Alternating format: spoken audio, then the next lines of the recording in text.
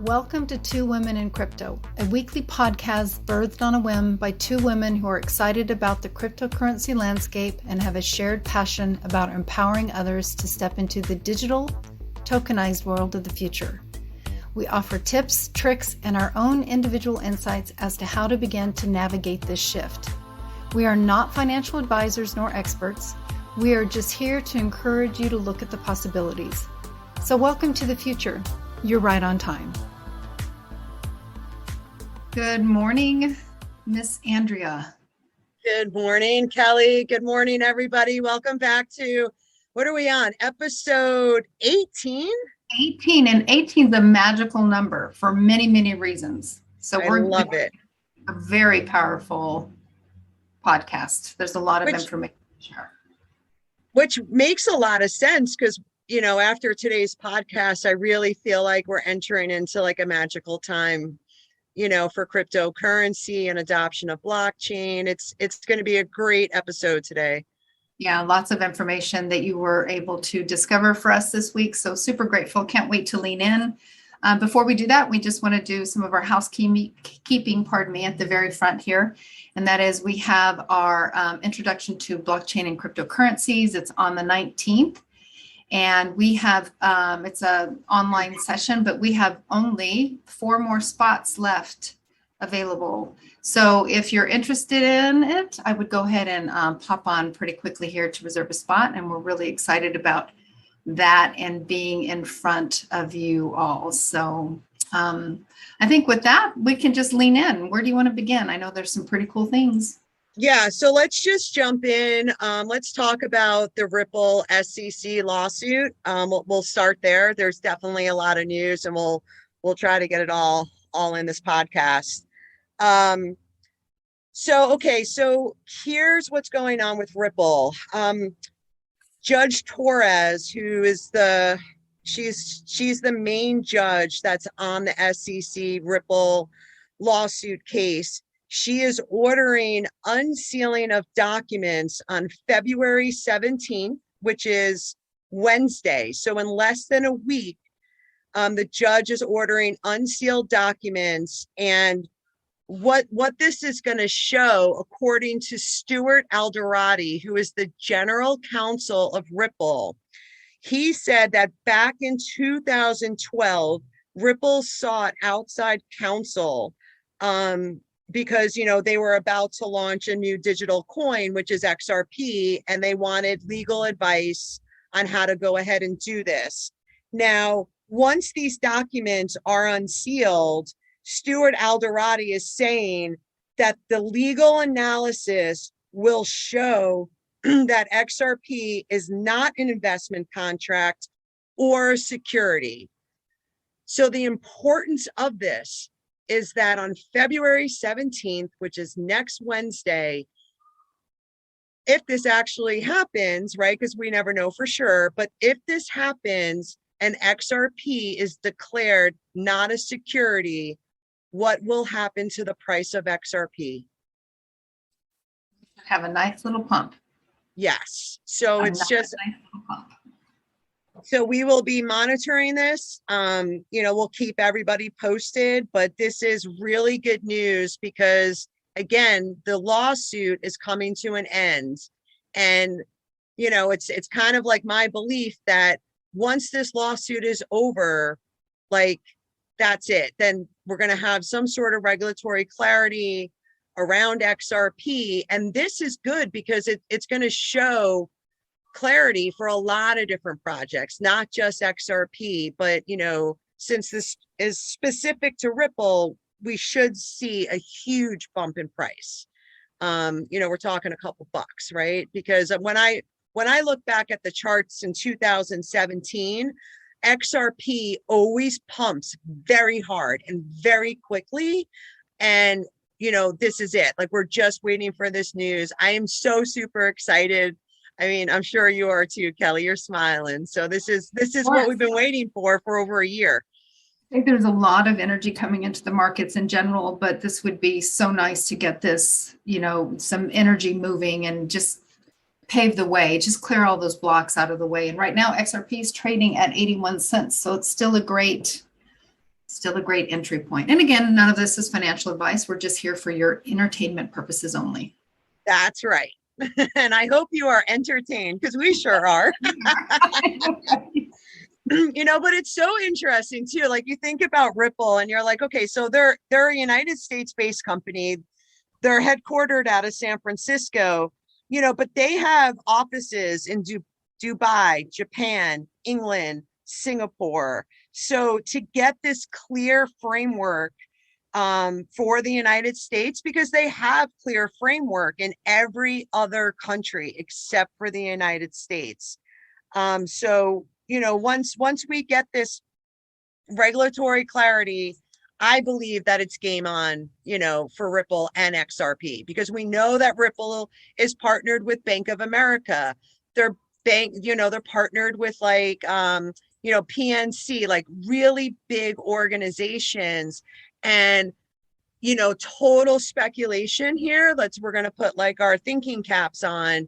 But as I was following the news this week, Russia had announced that they made an alliance with China. And we know that the Biden administration has been threatening Russia with sanctions on the SWIFT system, okay? Because they don't want Russia to invade the Ukraine, which is a good thing.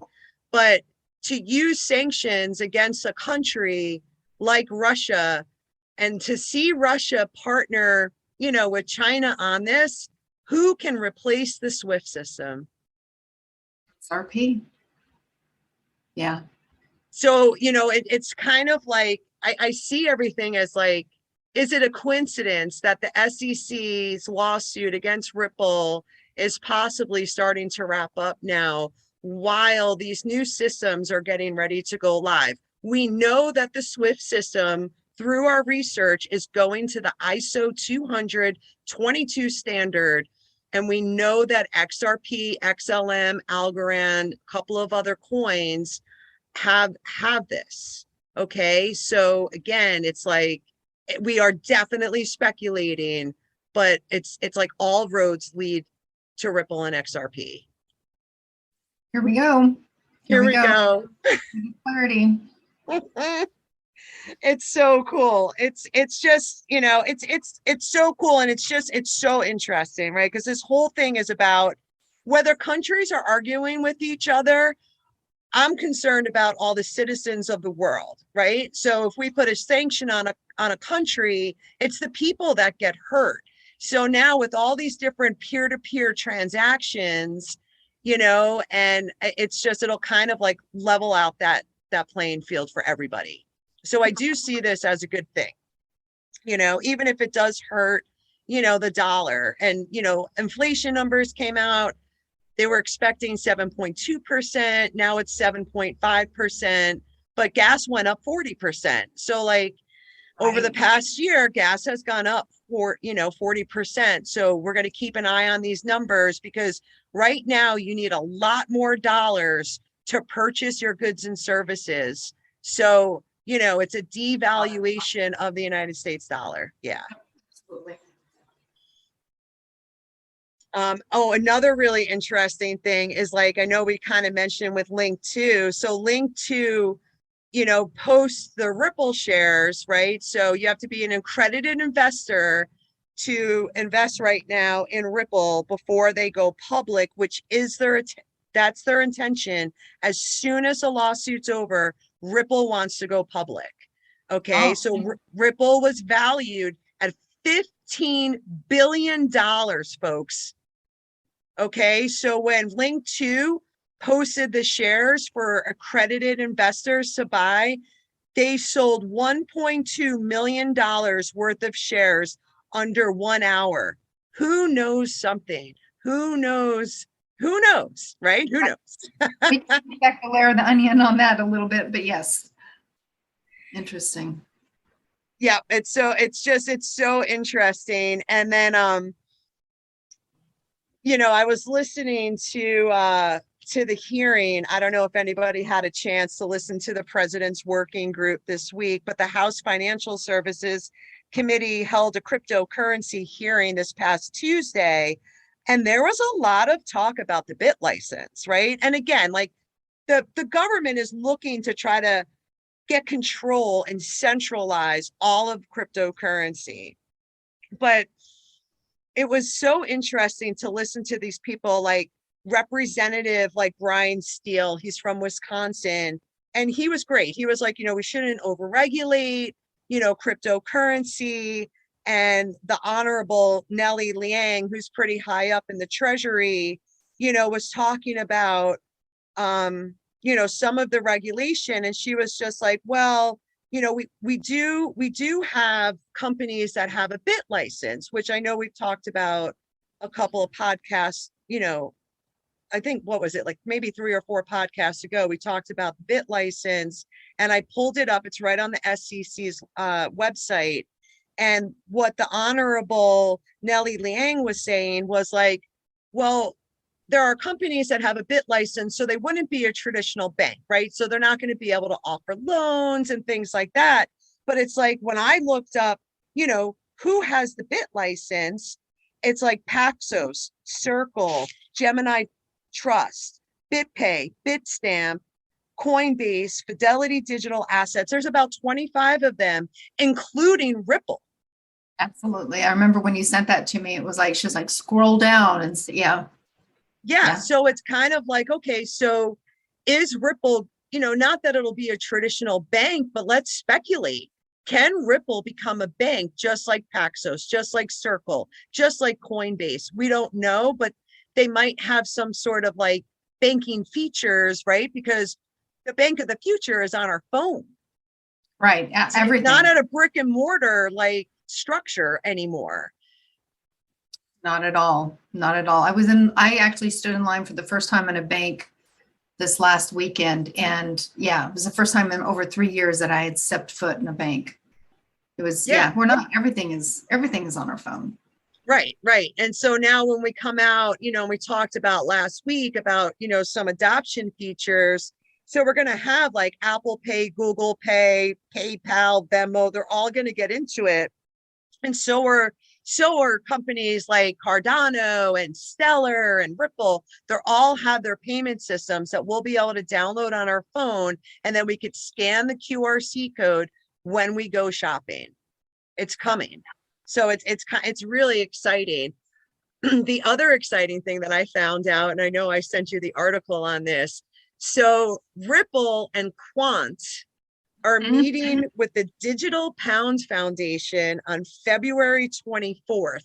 And when you scroll down the Digital Pound Foundation for the panel discussions, Ripple and Quant are talking about the central bank digital currency. Can you imagine if Ripple does the central bank digital currency with Quant for England's money? I saw that and I was like, oh my gosh, it's February. There's such momentum of change this month specifically and the next few weeks that we all really need to be leaning in and paying attention to what the markets are doing. It's super exciting. It's so exciting. It's so exciting. And with that said, so like Larry Fink, I don't know if anyone knows who he is, but he's he's the person in charge of BlackRock. So we've spoken about BlackRock before. This is like all the money right now, right? It's big money with BlackRock. They handle over $10 trillion in assets. They came out and said, we are going to offer Bitcoin and cryptocurrency trading. Not only are they going to do trading, but you're going to be able to put up your cryptocurrency and take a loan against it. This is the new financial system where Absolutely. We get loans, and BlackRock is getting into it. Okay. Absolutely. So this is like it's the largest company in the world. Yep. So major adoption is happening. It's actually happening a lot faster than I thought. I mean, what are your thoughts on it? I didn't think it was going to move this quickly. Well, absolutely. And of course, I always think that there's all these underlying currents behind what we're actually being told and all these things that have been set in stage, for quite a while. And they're like, okay, today's the day to announce it. Let's do it. I think it's also interesting that the IRS announced, kind of in the same context, and you're probably going to touch on this in your news, that you can now get your refund, your tax refund in cryptocurrency. I think it's Bitcoin to your Coinbase account, which I think this is really interesting. Just did you kind of, I thought it was really fascinating, and we don't have to go down this rabbit hole, but that they announced that the same time that they announced the recovery of that 3 point whatever billion dollars of Bitcoin, that all of a sudden, yes. now, oh, and by the way, now you can also get part of your tax refund, or your tax refund if you choose to, in Bitcoin through Coinbase. I don't know. I just thought it was kind of really interesting that this all happened within the same period of time. It's all happened. It's like, is this like, are we at the theater watching like this really amazing play? Right. It's like, and it's all laid out for us. Like, who's controlling the puppet strings up there? What a coinky dink. Oh, by the way, we just seized this. And oh, and by the way, you can get your tax refund. Yeah. Anyway, I just thought that was interesting. Let's clarify what Kelly's talking about, because I'm sure a lot of people don't know what happened. Yeah. So like several years ago, there was an exchange called Bitfinex, and they got hacked. So Bitfinex, being a great company, paid back all their customers. I think it was about, what was it, about $500 million? That's somewhere around there, right? That's a comical amount. Yep. So now that $400 million is now worth $4 billion, because Bitcoin's gone up year over year, and the United States government has seized the $4 billion. Are they going to pay Bitfinex back? Bitfinex paid their customers. Is the United States government going to pay back Bitfinex? And will they pay them back the 500 million? We have no idea, but we're going to watch this, and we're watching it. So we'll see what they do. The right thing to do is to pay Bitfinex back. But with that $4 billion that the United States government now has in Bitcoin, now the United States government is all of a sudden one of the top holders in the world of Bitcoin. I know. It's fascinating, isn't it? It's like, that's so curious. I just think it's so curious. So anyway, my mind is, as I'm walking, I'm like, oh, that's really curious that this is taking place. So yeah, it'll be really interesting to watch this play out, and what other pieces of the play are revealed in the coming weeks. Yeah. And, and it's so interesting too, because I really feel like, there's a thing called ESG, environment, sustainability, and governance. Or social, it's environment, social, governance. So now the United States government is putting a mandate on this. So Larry Fink, who runs BlackRock, said, if you don't have an ESG discipline, we don't want to manage your money. This is a big deal. We'll probably have to do like a whole podcast on it, but I wanted to mention it because we're moving towards sustainability mandates. So anyone who does like solar, wind, hydro power, that's great. But like, let's look at all the Bitcoin miners that are mining, still using coal. They're all going to be forced into doing hydro, solar, things like that. And it's not just the Bitcoin miners. It's every single company, because they're going to push these carbon neutral credits that the companies have to buy. Okay. So and they're going to incorporate this into like the new economy.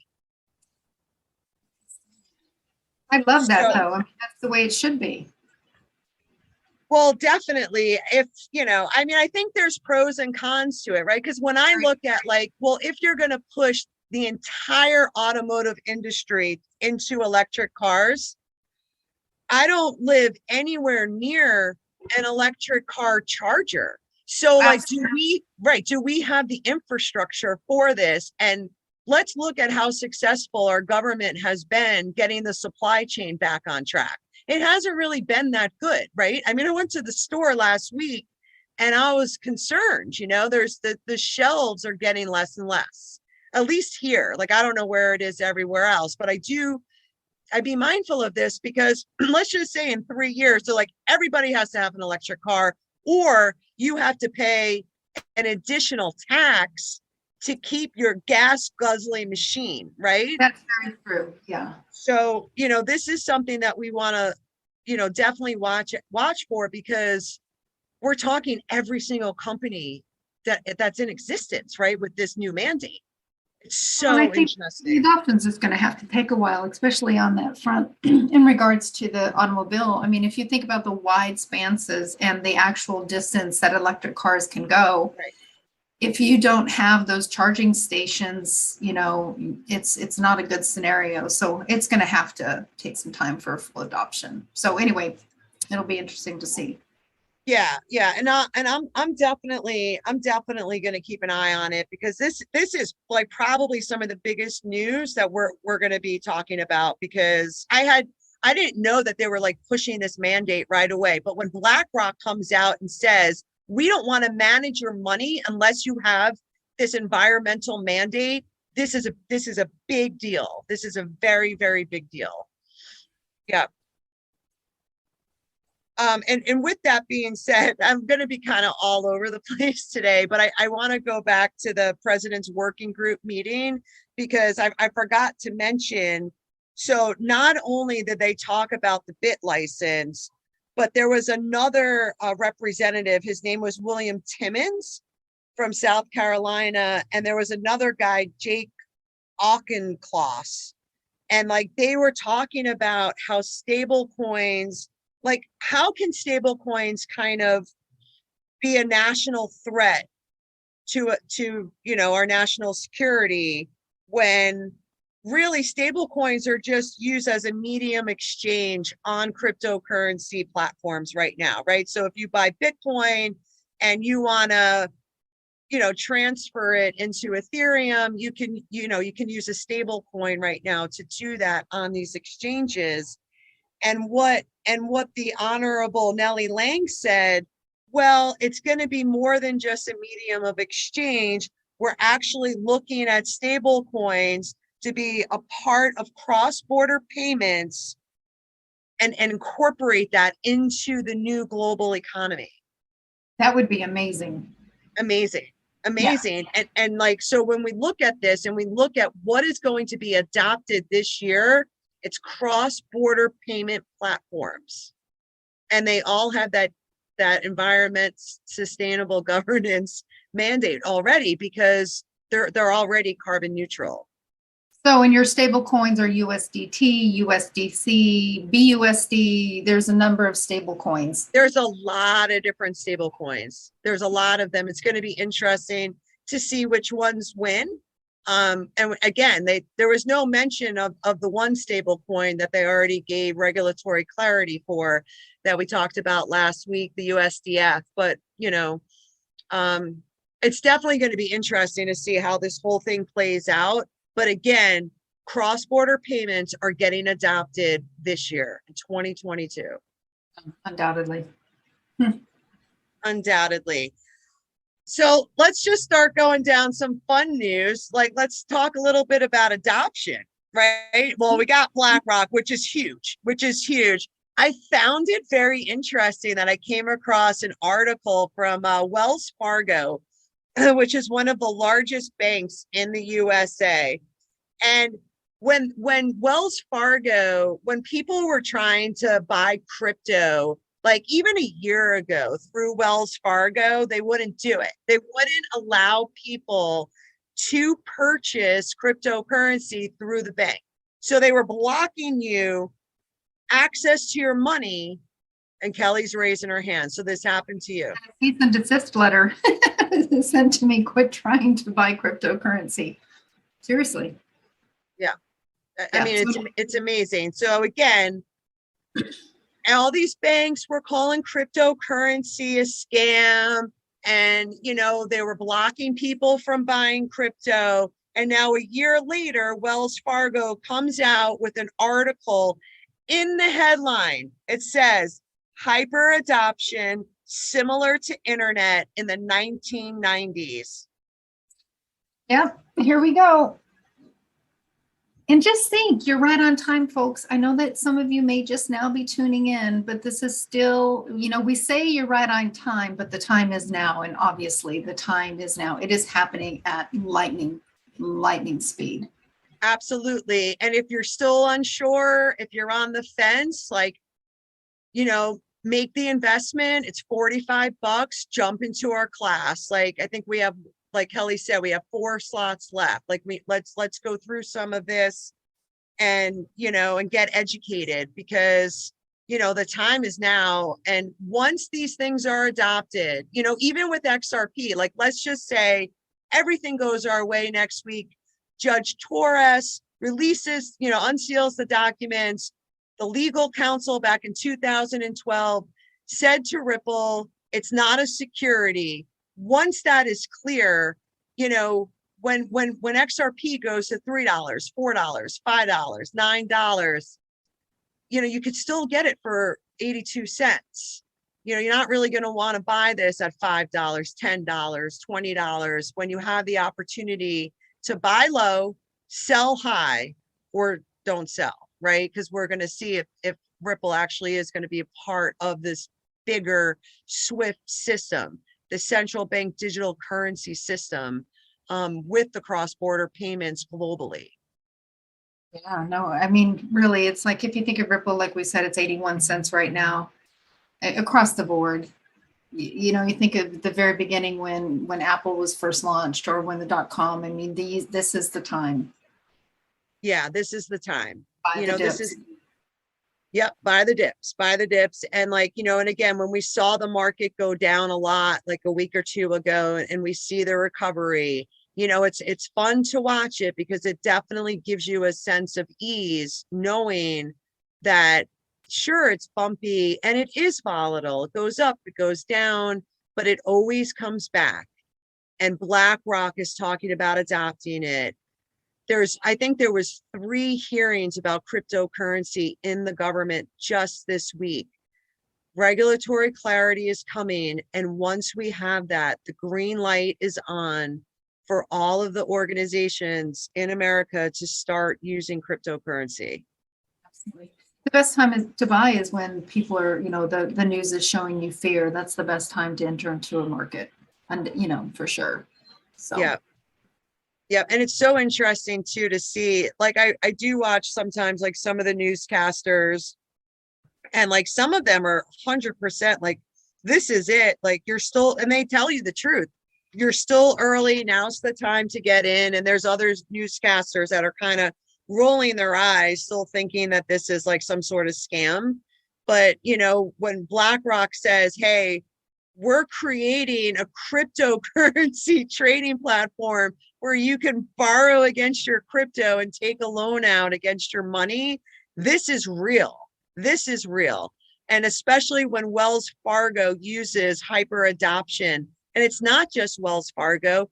KPMG came out last week. And for those of you who don't know, KPMG is one of the largest accounting companies in the world. They came out and they said that they are adding Bitcoin and Ethereum to their treasury. Oh, interesting. I did not, and you may have sent that link. I may have missed it, but wow, that's really interesting. Yeah. That's great news.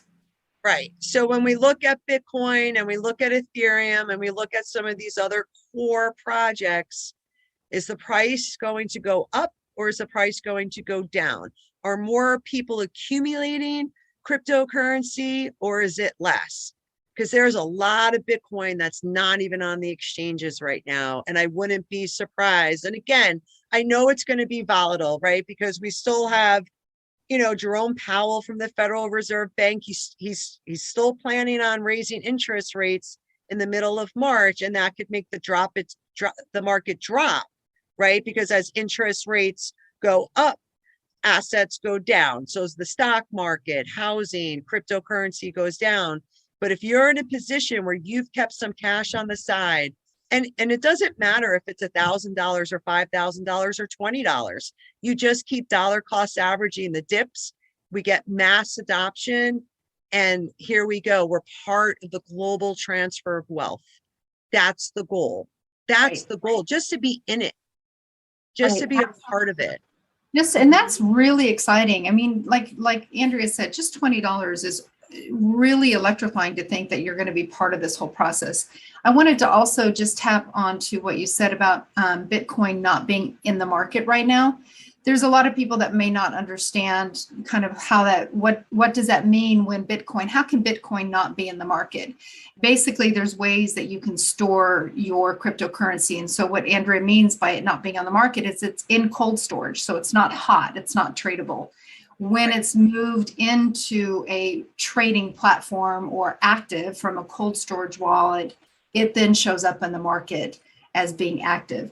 And so you'll see reports, like all of a sudden 3.9 whatever thousand or billion something or another all of a sudden becomes activated. So you know that a whale, quote unquote, the big guys, somebody somewhere is about ready to do something with their portfolio. So it's really important to kind of keep your eye on that information. And not everybody's going to be paying attention, but that's what happens.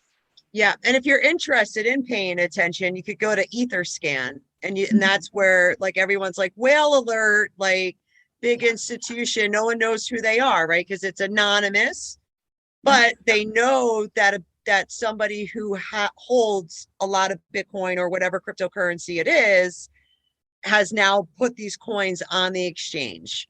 They're going to be doing something or another. Yeah. So it's amazing to watch those numbers all of a sudden pop up like, well, who's that? I wonder who that is. Yeah. Yep. It's super interesting.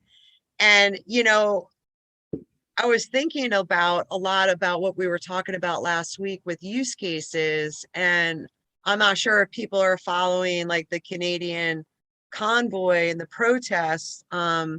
So obviously the truckers need food, they need gas, right? And they had a GoFundMe page where they had raised, I think it was $10 million they raised. I think it was more than that, but yeah, a sizable amount of money. So GoFundMe froze those accounts. So they froze the $10 million and didn't allow the truckers to have access to that money. And here's perfect. We have a tyrannical government that is not allowing the people to peacefully protest. They are peaceful. I mean, I've watched videos, y'all.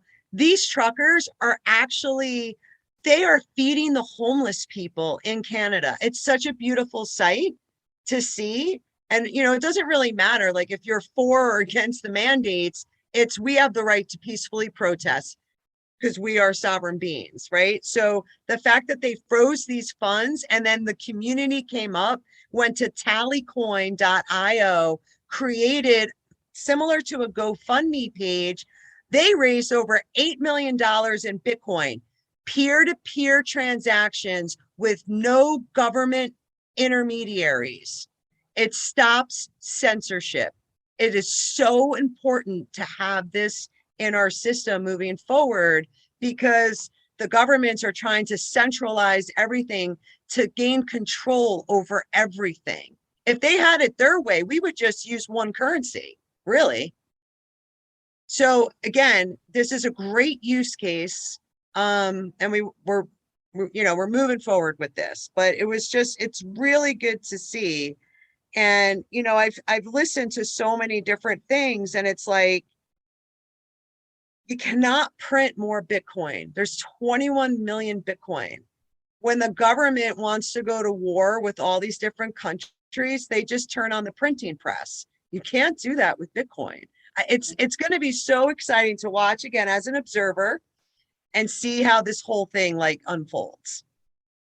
It is. It really is having front row seat to a universal play. If you're aware about, if you're in your awareness around it. So. Yeah, absolutely. Absolutely.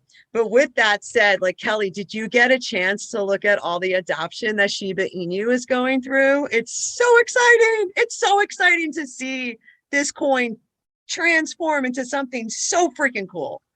Right, absolutely, because it started out as that meme thing, but they have really, really created some infrastructure behind the name, which is beautiful to see.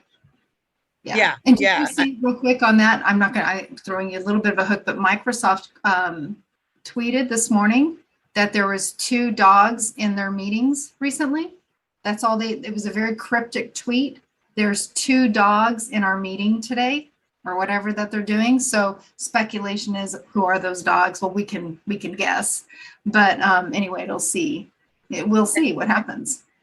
Yeah, I mean, it's, and again, I think the community behind Shiba Inu is doing a good job. They are trying to burn some of their tokens by running little projects. Like they did something around the holidays, and now they're doing another project for like Valentine's Day. So you like donate $5 and then they actually burn the Shiba Inu tokens, right? Because if we want Shiba Inu to be a penny, which we all do, we can't have like a quadrillion tokens like in circulation. We absolutely have to be burning. So I will be donating to something in order to burn a little bit here and there myself. That's awesome. If I want that to ultimately reach that penny or far beyond that, I need to be willing to participate in the burning of it as well. So I'll be all over that. Oh, cool. Yeah, let me know how that goes, because I think it's happening now. I think they're doing it until Valentine's Day. I'll take a look. Okay. But did you see the other article I sent you about? So there's a chain, an Italian fast food restaurant chain called Wellies in Italy. Did you see that? Yeah, I saw that. They're accepting Shiba Inu as payment in Naples, Italy. It's so fun. Go Italians. Woo woo. You're Italian. That's right. Go Italian. I'm Italian. Yep, go Italians. But it's just, I mean, again, it's so interesting to see, like, sometimes you do things because it's fun, it feels good. Like, I saw Shiba Inu as like gambling, like I'm putting my money and let's see what happens, right? Because we saw Dogecoin go to the moon. And it's fun because, like, it's just, there's, we always talk about the energy behind some of these coins, and it feels so different. And I get so excited about everything that has to do with cryptocurrency and blockchain. But then when I see an announcement that like we can use Shiba Inu as payment, and I think it's gonna keep coming, like it's just gonna be more and more, and they'll keep doing these token burns, and we'll just watch it, and it's so cool. So we're gonna plan a trip to Italy with our was it travel? What was Travala, and then we'll go to Wellies, all on Shib, all on our Shib. Not a bad stint, in my opinion. No, not at all. I think that's so cool. That's so cool. Oh, so here's another piece of news. So last week, I couldn't remember, but I read something about Spotify, like having like a competitor with like a digital asset company. So it's actually a project with Hedera Hashgraph. Yeah. And it's called Tunes.fm, which is going to provide instant payments for artists based on every single play. So payments are fast, efficient, and the artists get most of the money. And that's Tune.fm. And I mean, here we go. Now Spotify has a competitor, and this is what we want, because when we have competition, the companies start giving the content creators more of the profit. Right. And absolutely that benefits everybody to see that type of, competition out there. So let's hope with all of this rhetoric that's going on around Spotify and all these other conversations that people are really looking outside it. We know that they are. It'll be interesting to see who steps into that arena. What big name will be the first to really step into that arena? I can tell you, Beyonce. Ah, They already have very it. good. It's a done deal. I mean, this is a done deal, y'all. Like, yeah, beyond saying there was a couple of others. I am definitely 50 years old, so I'm sure there's some more famous people, but that was the major name that I actually knew. But they do have artists that already committed to switching over. So just so everybody knows, it's tune.fm. The token is JAM, J-A-M, and it is trading right now, ready, drum roll, 0.009. Love it. Great entry point to just put a few bucks. And for trading knowledge as far as where you can access it, let me just take a quick peek here, scrolling down, which my thumb apparently is too big on my screen. Hold on. Let me find it. It just left. Tune FM. Oh, apparently CoinGecko is over capacity right now, so I will have to come back in. It's the first time I've ever seen that. I will report in just a moment once it comes back up. Okay, cool. Yeah, thanks for mentioning that because I didn't even look up the coin. So that's awesome. So Jam, I love the name of it. I love the name of it. And what are you thinking about this weekend? So the Super Bowl is on Sunday. I can't wait to watch the crypto ads. That's the only thing I'm going to be watching. I almost want to watch the game just so I can see the crypto ads. I know Coinbase is going to do one, FTX and crypto.com. Binance is going to do one around the Super Bowl. So not like during the Super Bowl, but they're coming out with a commercial as well. So we are literally watching mass adoption take place. I mean, I think I can't even imagine how many people watch the Super Bowl. It's going to be really interesting to see the feedback too from it. Talk about really getting people engaged. That'll be the platform that will really pull a lot of people in. I would imagine those that aren't really thinking about it as being a tangible, real possibility. I think this weekend will be pretty powerful for that. Yeah, and I definitely, I kind of feel like more and more people are talking about it too, because I had to like run over to DMV today, and I was waiting and talking to someone who was standing in line, and the person at DMV knows me from like last time I went, because it was just a couple weeks ago, and he's like, I started listening to your podcast, and it's very eye-opening. And then the woman next to me started asking me questions, and I told her, I said, we are creating an entirely new financial system, moving away from, this old system. And the woman said, that's what my son keeps saying. So all you young people, like, keep talking to your parents, talk to your friends, talk to your neighbors, because this is a transfer of wealth. They are not telling us the truth. They're not telling us anything. And we're moving into like a digital technological system of money. Right. They're not telling you, but they're going to certainly push you into it as soon as they decide to just make it relevant to you, which will be any day now, which it is already. You're going to be forced into it. So, Yeah, more and more commercials are coming out. We're starting to see it. I mean, it's just, I don't know. I'm so excited to see like what we're going to be talking about next week, because there's just the amount of adoption that happens in a week on a weekly time schedule is unbelievable. Yeah, it absolutely is. And I've got to circle back to Jam because CoinGecko is back up, but it is available through Bitrue, trading with USDT or USDC or even XRP. So there you go. You can also get it through Big One, Finex Box. I'm not familiar with those, and hit BTC. The really cool thing about these little penny coins, just as a side note, is what I love about them is I hold a few of them, and I'm just waiting for them to be adopted by the bigger exchanges. As soon as there's momentum behind them, then somebody like Binance or Coinbase or whatever, when they adopt it, it's always a beautiful thing. So anyway, that's where it's at.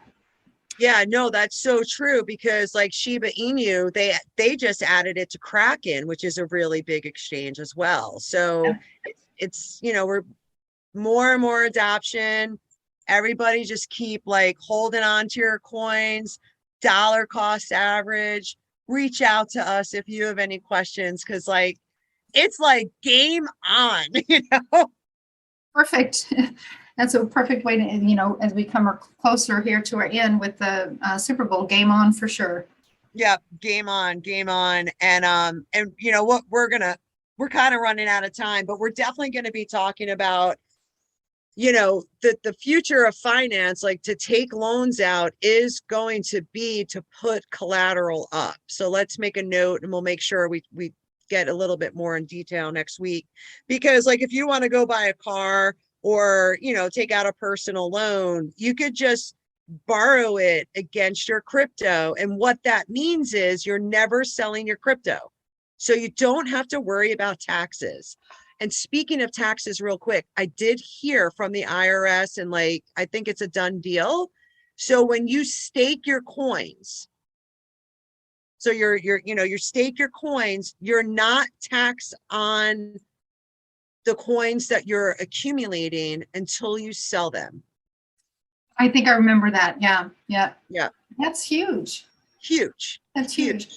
And back on that loan concept, I mean, there are so many programs that are being created out there. Liquid loans. I mean, there are so many, and some of them they seem really complex. I know that the whole pulse chain and liquid loan things to me is really hard for me to wrap my mind completely around, but there is a lot out there. So there's going to be a lot of options, a lot of ways that you can participate without getting into super, super complex situations. There's going to be a lot of ways to take a loan out against your portfolios. Yeah. And honestly, you're going to be able to do it at your bank. Yeah. Because the banking systems are going to custody crypto and you'll be able to take a loan out against it.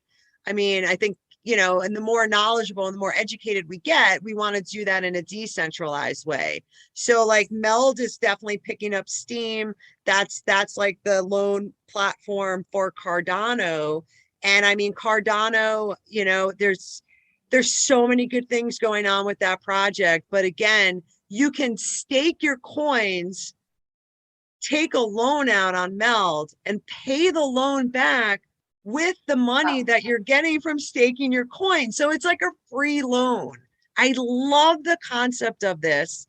I don't really want to do it right now because of the volatility. But once we push into mass adoption, we're not going to get these 50% corrections and the market goes up and down. So, we'll get into it, but, I'm thrilled. I'm so thrilled with all the good news going on. I'm so excited that the SEC is getting exposed. I mean, Gary Gensler's making a fool out of himself. No regulatory clarity when they have it in every other country. It's a game. We do have the reserve currency of the world. So, it's hard to give that up, but we need a fair system for everyone. Yeah. And it's happening. It's coming. You got to just keep holding that for sure. Yep. All right. So that's all we have for today's show. So until next week, toddle on. Toddle on. Your hosts for Two Women in Crypto are Andrea Caldero and Kelly Lair. Andrea can be reached at digitalcoach@protonmail.com, or you can find her on LinkedIn at Andrea Caldero. Kelly runs two programs related to cryptocurrency: The Future in You Cryptocurrency Group for Women, which can be found at new72media.com/the future, and The Gateway to Crypto, The Magic of Glypnir, through the Northern Gateway at thenortherngateway.org/cryptocurrency.